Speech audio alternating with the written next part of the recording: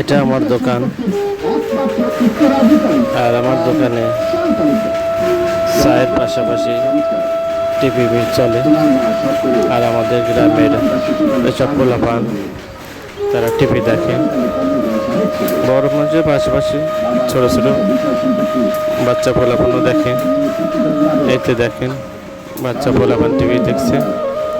এটাই হলো আমাদের আগামী দিনের ভবিষ্যৎ।